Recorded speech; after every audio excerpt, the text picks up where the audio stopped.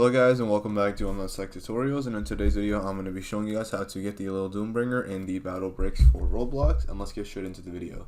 So essentially all you have to do is you have to make your way over to the start, and you just want to basically complete a mission in 3-star difficulty. So I haven't done it yet, so it's not going to show, but right now it's only the first difficulty. So in order to increase the difficulty, I believe you have to finish the first one. Then it'll allow you to do the second difficulty, and then once you finish and complete the second difficulty, then it'll unlock the third difficulty. And once it finally unlocks the third difficulty and you complete it, you will have it unlocked, and you can go back over to the lobby. You can go ahead and make your way over to badges, and then it should be here somewhere.